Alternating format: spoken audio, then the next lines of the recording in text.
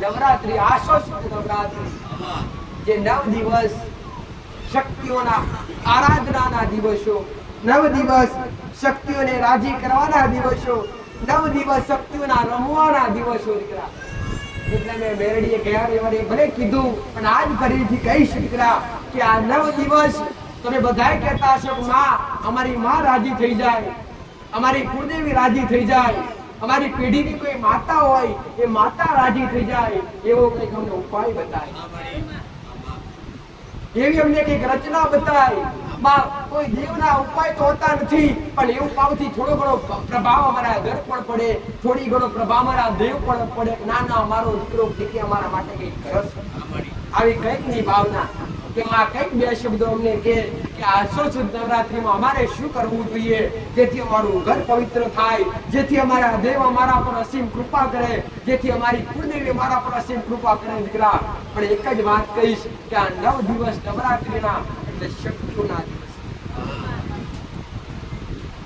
પણ આ નોરતા આસો સુદ નોરતા એટલે શક્તિ કરતા વધારે જે મારા જેવી મેરડી હોય, કોઈ સધી હોય, સુપોતર હોય એને વધારે અર્પણ હોય છે. ચૈત્રી નવરાત્રી કુળદેવીની હોય, આખી નવરાત્રી ચૈત્રી નવરાત્રી આખી સુપ્રત હોય છે કુળદેવીની, શક્તિ સ્વરૂપ હોય એને ચૈત્રની નવરાત્રી અર્પણ હોય છે.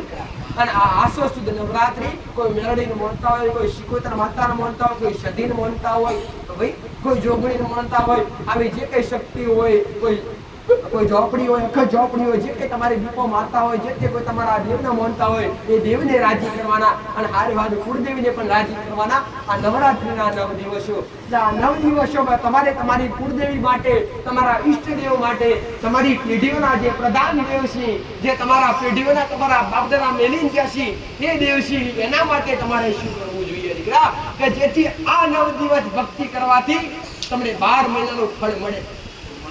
365 દાડા ભક્તિ કરો છો ને દીવાબત્તી, એવી જ રીતના જો 365 દાડા હરખી ના થઈ હોય ને અને આ 9 દિવસ તમે સંભાળી લો ને તો 12 મહિનાનું ફળ આ 9 દિવસમાં મેળવી બોલાવું.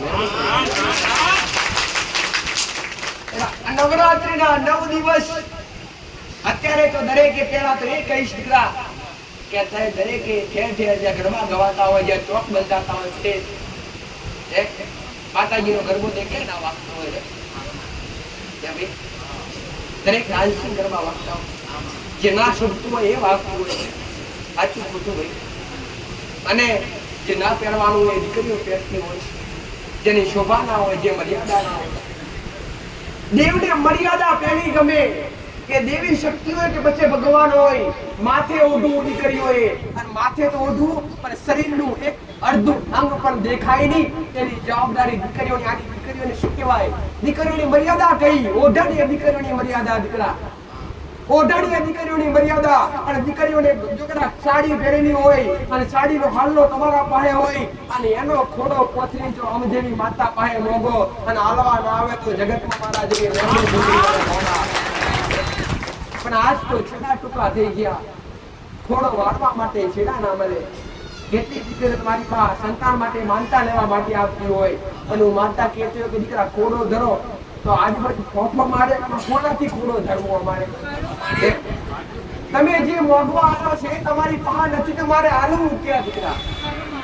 દીકરીઓ જો કદાચ ગમે એવી દીકરી હોય અને ગમે એવી દુખી હોય અને ગમે એવા દુઃખના દિવસો હોય અને એકવાર કદાચ માથે આડીનો પાલવ નાખી અને મર્યાદા રાખી અને પોતાની માતાના મઢમાં જઈ અને એકવાર ખોડો પોથરે અને બે આવડા પાડે મઢમાંથી મઢવાળી માતા અને હાકવા કરતી ઊભી ના થાય તો એમાં મારી મેળવીમાં ગાડી આવો ભાવ હોવો જોઈએ, આવો અંતર વિશ્વાસ હોવો જોઈએ અને આવી મર્યાદા હોવી જોઈએ દીકરા. પહેલાના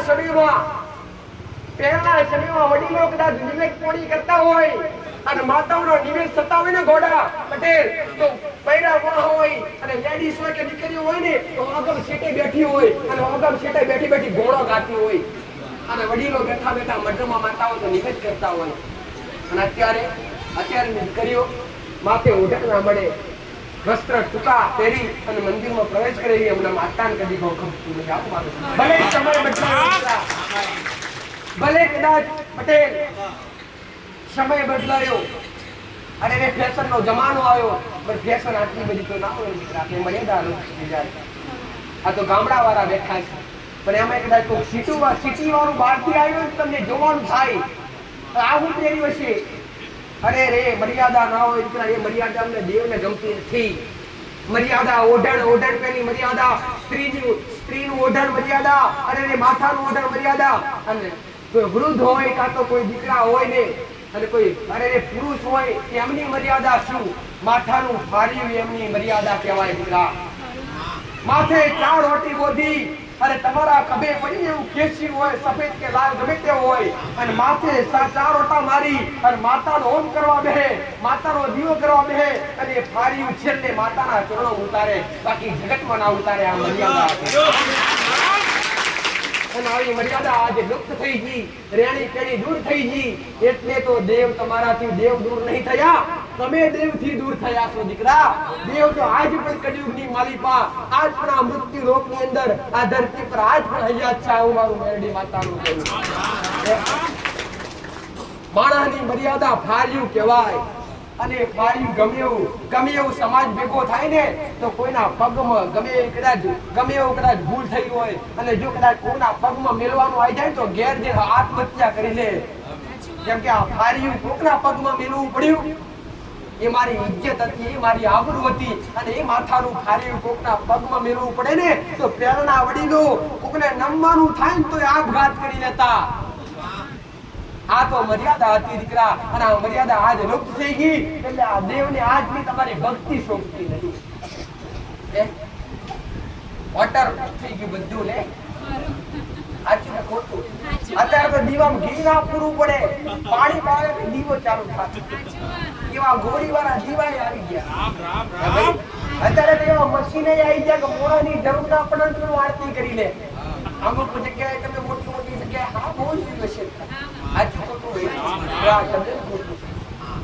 એટલે તો માણસની આબાદી આ ધીરે ધીરે કળિયુગની અંદર જો થઈ તમે જોયા છે ભાઈ, ભયંકર મોટા સંકટ આવી રહ્યા છે ધરતી પર.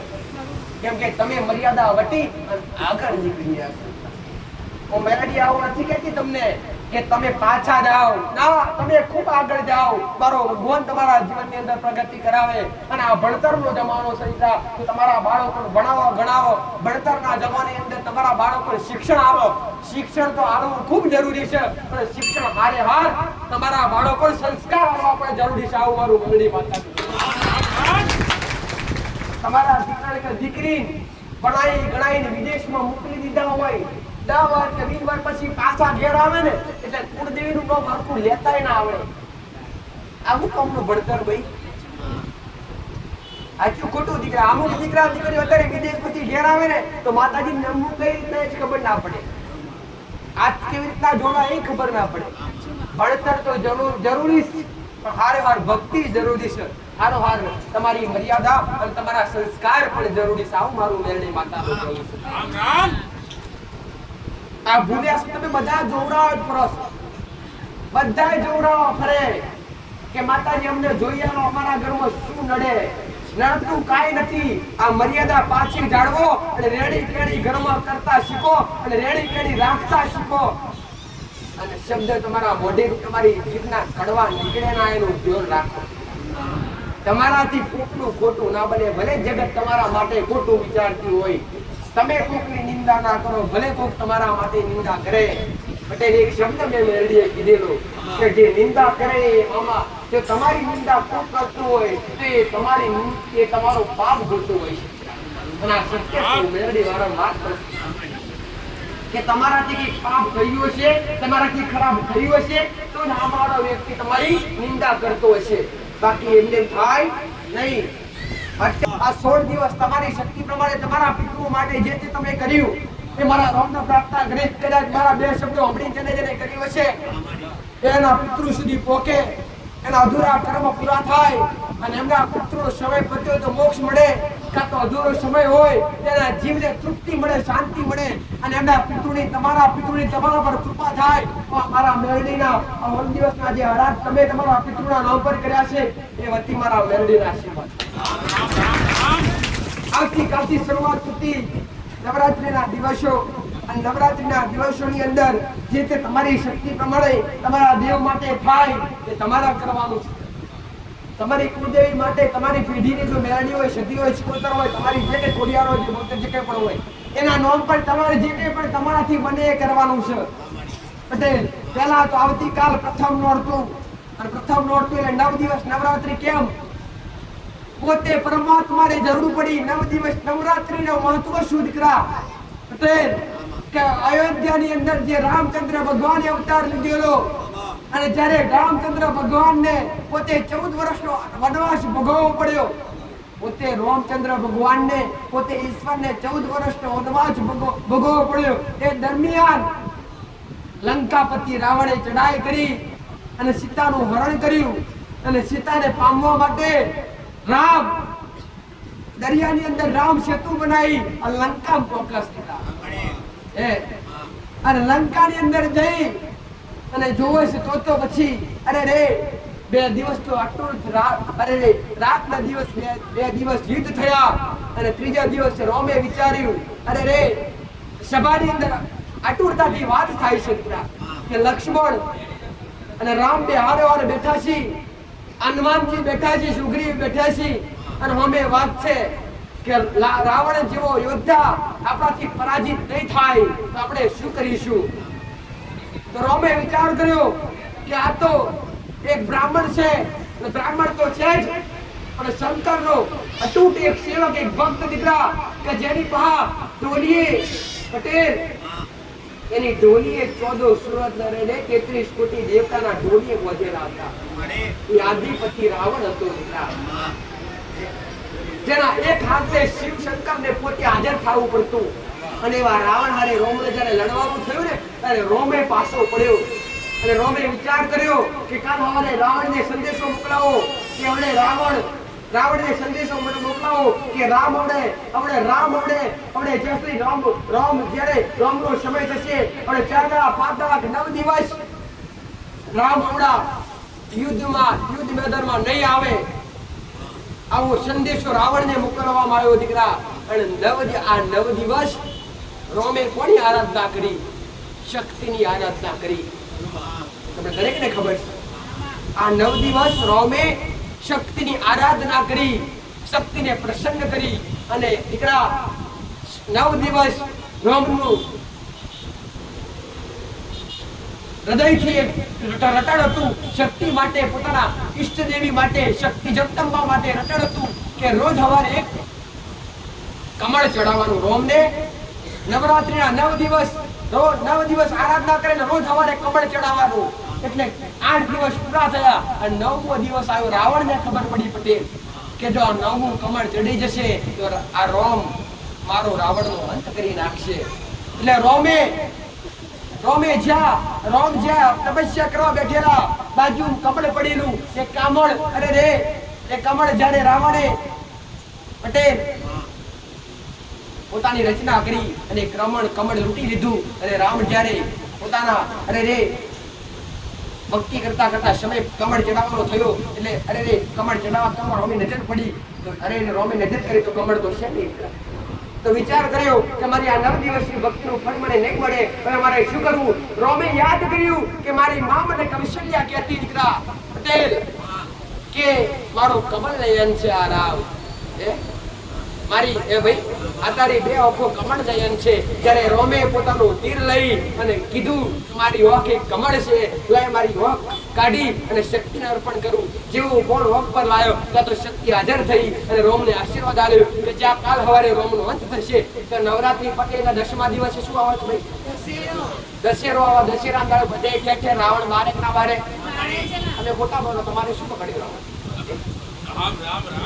ભાઈ? આ તો તમારી જે કૃતિ જ કરો છો. પણ જ્યારે 10મા દિવસે દશેરો આવે અને રોમે 10મા દિવસે રાવણનો અંત કરેલો, પણ રોમને કોનો સાથ હતો? શક્તિનો સાથ હતો, અને જગદંબાનો સાથ હતો. ત્યારે રોમે યુદ્ધ મેદાનની અંદર રામનું પરાજિત કરી અને અસત્યનો પરાજિત કરી અને સત્યનો જય કરેલો પટેલ. આવું મારી મેલડી માતાનું કર્યું.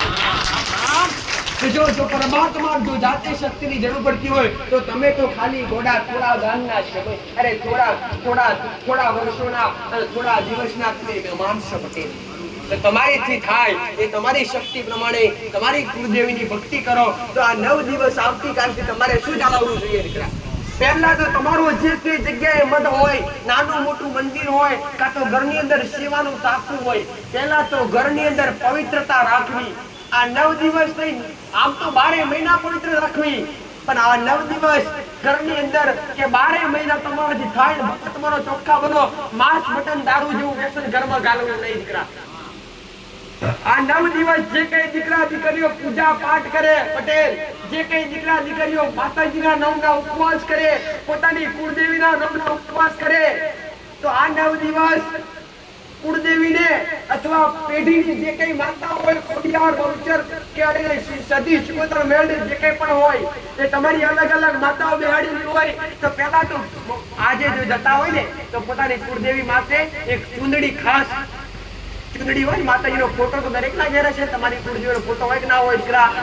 મૂર્તિ તો બધાના ઘેર ના હોય, પણ ફોટો રાખતા હોય. કોઈ કુળદેવી માતાની તમારી જે કુળદેવી હોય, તમે જે કોઈ બેહાડી સદી શિકોતરમાં માનતા હોય, જે તમારી માતા બેહાડી હોય, એના માટે આસન અને ચૂંદડી, શણગાર, આ 3 વસ્તુ તો ખાસ નવરાત્રિના સમયમાં એની આગળ અર્પણ કરવું દીકરા. તમારા ઘરમાં પ્રસંગ આવે તો તમે શું કરો? નવા કપડા લાવો કે ના લાવો?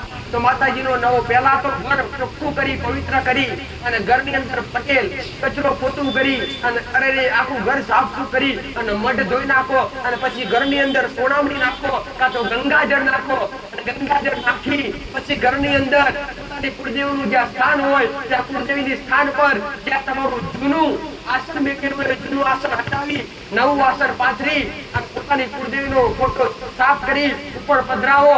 5 ચપટી ચોખા મેલી, 5 ફૂલ મેલી અને પોતાની કુળદેવીની પ્રાર્થના કરો. પોતાની કુળદેવીની જે તે છબી હોય એના પર અરે એક લાલ કલરની ચૂંદડી લઈ અને એના પર પધરાવો કે માં શણગાર. અને શણગારનું પત્તું આવે 1500 રૂપિયા નથી આવતું, 10-20 રૂપિયાનું આવે, 10 કે 20 રૂપિયાનું શણગારનું પત્તું આવે. એ શણગારનું પત્તું ખોલીને નહીં પણ આખું તમારી માં આગળ અર્પણ કરો. માં આવો શણગાર 9 દિવસનો તું સોળે શણગાર પહેરી હમણાં જે મળ્યું છે કે તમે ભાવરૂપી પધરાઈએ છીએ માં, આ સોળે શણગાર પહેરી અને અમારા ચોકમાં માં ભલે જગત ચોકમાં રમે પણ તું અમારા વગડે રમજે અને અમારા ઘેરની વાડી રાખજે એમ કહી અને આ શણગારનું પત્તું પોતાની કુળદેવી આગળ, પોતાના દેવ આગળ પધરાવો દીકરા. અને પોતાના દેવને આગળ ગુગળનો જૂથ કાતો જે કઈ તમે પાણીનો પ્યાલો ધરાય, જે કઈ તમે ઘરની અંદર રસોડું બનાવી હોય તો પોતાનો 9 દિવસ ખાસ ધરાવો છે. આમ તો રોટલી ધરાવવાની નથી. અને આ 9 દિવસ તમારાથી થાય તો તમારી માતાના નામના ઉપવાસ કરવાથી તમને પણ ફાયદો થાય છે પટેલ. ઉપવાસ જો કોઈ માં એવું નહીં ઈચ્છતી, કોઈ શક્તિ એવી નહીં ઈચ્છતી, પોતાનું બાળક ભૂખ્યું રહે, પોતાની માતો ખવડાયા પછી ખાય પટેલ, પણ પોતાના દેવ માટે જો તમે થોડું કષ્ટ કરશો તો તમારા જે ગુનાહ હશે એ માફ થશે. એટલે એના તમારી માતાઓના નામથી આ 9 દિવસ તમારી શક્તિ પ્રમાણે તમારા ઘરના અલગ અલગ સભ્યો હોય એ પ્રમાણે તમે ઉપવાસ કરી શકો. તમારી માને રોજ તમે તમારી માને જમાડી શકો. અને 8મનો દાડો આવે એટલે શું કરવું દીકરા? નવરાત્રીનો 8મનો દાડો આવે અને તમારી માતાને જો નિવેદ કરવાનું થાય, કાં તો કોઈ હવન કરતા હોય, કાં તો કોઈ નિવેદ કરતા હોય, તો દરેકને એક જ વસ્તુ કહીશ કે મેલું ક્યારેય કરવાનું નહીં, કોકડા બુકડા ક્યારેય કાપવાના નહીં, ખાલી ચોખ્ખું અને પવિત્ર નિવેદ ધરાવજો તમારી માને. કાં તો તમારી માને પ્રિય જે વસ્તુ હોય, તમે કોઈ સુખડી ચડાવતા હોય, કોઈ ખીર ચડાવતા હોય, કોઈ લાપસી ચડાવતા હોય, બટેલ કોઈ ખીચડો ચડાવતા હોય, ભાઈ આટલું ખોટું છે. કોઈ શેરો ધરાવતા હોય, જે તમારી માન યોગ્ય પ્રમાણે જે તમારી તમે જે ધરાવતા આવ્યા હોય તમારી માન, પણ ચોખ્ખું નિવેદ કરો. મેલું ક્યારેય કરતા નહીં. તમારી માં ક્યારેય રાજી થતી નથી. લોયણ ક્યારેય મઢમાં કરવું નહીં. અત્યારે તો ઘણા 5-7 ઘરવાળા ભાઈઓ ભેગા થઈ અને માતાનો એક મઢ બનાવ્યો હોય અને 12 મહિનામાં 2 વાર કદાચ બોકડા પૂરા કાપતા હોય, એનું પાપ ન લાગે? પેલા મને એ કહો, તમે એ જીવ હત્યા કરી એનું પાપ માતાને લાગે કે મોણો કાપવા વાળાને લાગે દીકરા? બોલો તો ખરા. કાપવા વાળાને લાગે. જો તમારા મનમાં શંકા હોય કે માતાજી અમારે આપવું જ છે, તો તમારે શું કામ કાપવું પડે? આખું નાખું બુકડું લાવો અને માતાજીને કોક ને માતાજી આગળ મૂક્યું, તને તારે જીવ જોવું તો કાઢી લઈ જા. એમ કોઈ કાઢી લઈ જશે માતા આવી? તમારે શું કામ તરવારો ચલાવવી પડે ઘોડા? પાપના ભાગીદાર બની અને તમારા ઘર ઉપર આવા મોટા સંકટ આવે છે. માતાજી કોઈ બી હોય, શક્તિ કોઈ બી હોય, એ ભલે મેલામાં મેલી જબરી કેમ ના હોય, એકવાર મને પૂછી અને તમારી મારું ચોખ્ખું નિવેદ આલો, જો તમારો વાળ ઓછો થાય તો હું મેલડી ગાદી પર બેઠી છું. અત્યારે તો ઘણા ડરતા પણ હોય છે કે માતાજી અમે વહેલું નહીં કરી તમારી મામને મારી નાખશે. હું કામ મારી નાખે? તમે પેલા જીવને હું કામ મારી નાખ્યા? જીવના મારી તમે પાપના ભાગીદાર બનો. પણ માતાજીના નામ પર, શક્તિના નામ પર, તમારી માના નામ પર ચોખ્ખા નિવેદ કોણી કરી અને આ આઠમ પર નિવેદ કરતા પહેલા, તમારી માને જમાડતા પહેલા, પટેલ તળિયાના નાગને તમે રહેતા હોય એ જગ્યા પર આજુબાજુ તળિયાના મહારાજને સુગડીની થાળી અને દૂધ અને એક શ્રીફળ તળિયાના મહારાજને આલવું. તળિયાના મહારાજ એટલે શું? તમે જે જગ્યા પર બાંધકામ કર્યું હોય, તમે જે જગ્યા પર રહેતા હોય, એ જગ્યા તમે ભલે જગતના મનના ભાડેદાર નથી, પણ અંદર બેઠા એના તમે ભાડેદાર છો. ઘોડા એનું ભાડું તમે પેલા આલો, કેમ કે તમારી માતાઓ પણ એની ભાડેદાર છે. આ ધરતીનો ભાર પણ ઝીલી રહ્યો છે મિત્રો. આ બધાનું વજન પણ ખમી રહ્યું છે. ધરતીનો ધણી જેને ગોકામ કહેવાય, જેને શેષ નાગ કહેવાય ત્રા, જેને પેલું એક સુખડીની થાળી અને દૂધ અને એક શ્રીફળ આલો અને પછી તમારી માતાઓને જમાડો અને તમારી માતાઓ તમારા હોમે કોરિયા જમવા ના આવે તો દેહમાં ઉઠતા બરબાદ થઈ જાય. ઘણાના વિચારો હોય, ઘણાને હું માતાએ કહેતી હોય કે તમે તમારી માતાઓને નિવેદ જમાડો પણ પહોંચતું નથી.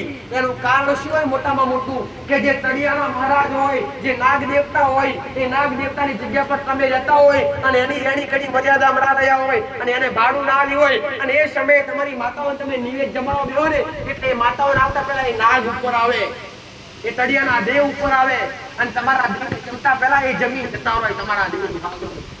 અને તમારા દેવ મજબૂરી ત્યાં બેઠા હોય ત્યાં બેઠા હોય. એટલે એક સુખડીની થાળી અને દૂધની પ્યાલી અને એક શ્રીફળ નાગ દેવતા તળિયાના મહારાજના નામનું આગળ પાછળ જે પવિત્ર જગ્યા હોય ત્યાં આપી અને પછી તમારી માતાઓ નિવેદ કોણી કરી દો છે.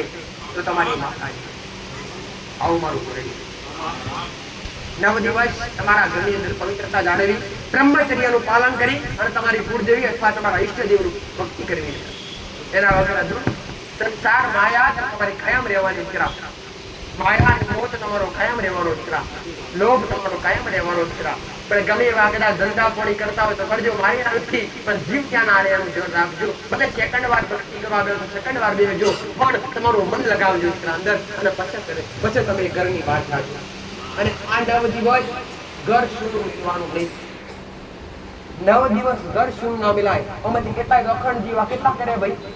અખંડ જીવા પોતાની કુળદેવીના નામથી અથવા પોતાની માતાના નામથી એક જ કરે છે.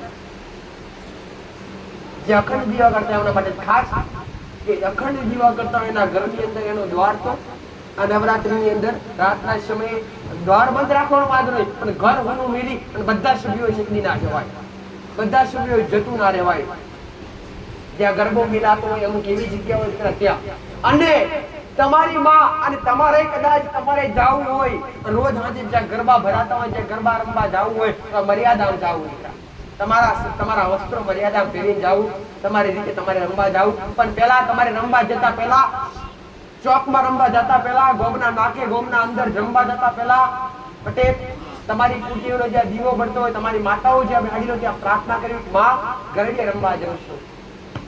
કે 9 દિવસ એટલે નવા દિવસો કહેવાય. અને આ નવા દિવસની અંદર સારી શક્તિ અને ખરાબ શક્તિ તમામ શક્તિ જાગૃત હોય છે. અને એ વસ્તુ તમને ચોટી ના દેવાનું પણ ધ્યાન રાખવું. મેં ગયા રવિવારે વાત કરી કે નવરાત્રી જે ધૂણતા હોય એ બધા ધૂણવા મળશે. અમુક એવા છે પટેલ ગરબા રમતા રમતા ધૂણશે. એમાં શું બધી ઘરની માતાઓ ના આવે, અમુક જે પટેલ નકારાત્મક ઉર્જા કરતી હોય એ ઉર્જા તમારી અંદર વાસ કરે અને તમને આવા ખેલ કરાવડાવે. તો આવું ના થાય એના માટે પેલા કુળદેવીને, તમારી કુળદેવીને દીવા બેહી પ્રાર્થના કરી અને તમે ગરબા રમવા જતા હોય તમારી માન હારે લઈ જાવ. કેવી રીતના લઈ જશો ભાઈ? તમારા દીવા આગળ બેહી તૈયાર થઈ પાણી પીને તમારી આગળ બેહી પ્રાર્થના કરો કે માં રમવા જઈએ છીએ, તું પોટ નગરો આગળ થા, અમે તારી પાછળ આવીએ છીએ. આવી પ્રાર્થના કરી પછી રમવા જાઓ. પણ ગરબા રમ્યો એટલે શું કહેવાનું? મનમાં બોલવાનું કે માં હવે ગરબા પૂરા થઈ ગયા, ચાલો આપણે ઘેર. મનમાં બોલવાનું, મોઢે ન બોલવાનું. તમારી કુળદેવીને કહો માં કાઢી હવે ગરબા પૂરા થઈ ગયા, આપણે ઘરે આવેલા, ચાલો ઘરે. સાચું ને ભાઈ? તો તમારી માને આ ભાવ કહેવાય. અને ભાવ કહેવાય. આવો ભાવ તમારી અંદર ઉત્પન્ન થાય ને તારે દેવ તમારા પર રાજી થાય. ગોંડા વેડા હાવ ભક્તિ કરવા મળો પણ તારે દેવ તમને મળે. સાચું ખોટું ભાઈ? અને તમે જોયું હશે ગોંડા વેડા કરે એની પાસે દેવ હોય એ ભાઈ, પણ ભાવ નહીં કરવાના. અત્યારે તમે ઘણી જગ્યાએ જોયું હશે કે એવી જગ્યાએ પ્રસંગ થયા ને પછી દારૂ માંસ મટન ખરાબ વપરાતું અને જે નતું અધર્મના રસ્તે ચાલતા ત્યાં પણ કેમ? એમને સુધારવા માટે દેવા આવે, એમને આ બધા નર્કમાંથી બહાર કાઢવા માટે આવે. સાચું. તો આ 9 દિવસ તમારી કુળદેવી આગળ આ શણગારનું પત્તું મેલી જોડી પહેરાવી રોજ સવારે તમારી માને કંકુ તિલક કરવું, ઘરના મુખ્ય દ્વારે રોજ સવારે સ્વાસ્થ્ય પાડવું, કંકુનો સ્વાસ્થ્ય પાડવો. દીકરા ઘરમાં તમારી માં રોજ કંકુ પગલી ઘરમાં આવતી હોય છે.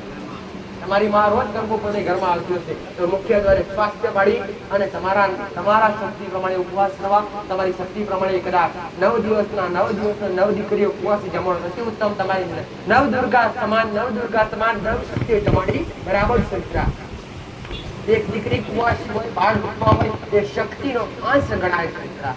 આમ જોવે છે દરેક દીકરીઓ શક્તિ છે પટેલ, દરેક શક્તિનું રૂપ કહેવાય છે. પણ એ શક્તિનું જાળવણી કરવા કોઈને આવડતું નહીં. અને એક જ મારો મેળીનો આદેશ છે દીકરા કે અત્યારે ગરબા રમવાના ખાલી તમારી એક મનોરંજન કરી નાખ્યું છે. તો મનોરંજન છે, ભલે 5 હાથ ગરબા રમો દીકરા, પણ ભલે 5 હાથ વટા ફળો પટેલ દીકરા, પણ ભાવથી પોતાની માના નોમના ફળો. આ તો ગરબા રમશે પેલી બાજુ જોશે, આ બાજુ જોશે, પાણી બાજુ જોશે અને ગરબા પૂરા થઈને પકડી જાઓ. અને વૃત્તિ અને ખરાબ વિચાર પણ ના આવવો જોઈએ ગરબો રમતા સમયે. જ્યાં ગરબા રમાતા હોય ત્યાં ગરબો મૂકવામાં આવે છે. તમને ખબર છે ને ભાઈ? અને ગરબા ઉપર જ્યોત પ્રગટાવવામાં આવે દીકરા. કેમ ભાઈ? ગરબો બ્રહ્માંડનું પ્રતીક છે દીકરા. અને ગરબાની ચોફે તમે 108 પરિક્રમા કરો એટલે બ્રહ્માંડની પરિક્રમા કરી બરાબર છે. ગરબો જ્યાં મૂકેલો હોય એ ગરબાની ચોફે તમે 108 પરિક્રમા કરો, 108 વટા મારો એટલે બ્રહ્માંડની અંદર 108 વટા માર્યા છે. એનું તમને ફળ પ્રાપ્ત થાય છે. 27 ચિત્રો અંદર ગરબાની અંદર પટેલ જે ત્રણેય ભુવનની અંદર ગરબો ફરતો હોય અને ત્રણેય આ કળિયુગની અંદર પણ શક્તિઓ જાગૃત છે. અને તમારે જોવું હોય ને તો સાચા હૃદયથી આ 9 દિવસ જ્યાં નવરાત્રી ભરાતી હોય ત્યાં દરેક બેન દીકરીઓ મા સમાન ગણી અને પસર મર્યાદા રાખીને પસર રમવા જાજો. જો તમને કોઈ શક્તિનો આભાસ ના થાય તો મારો મેળીનો ચટણી ગાતી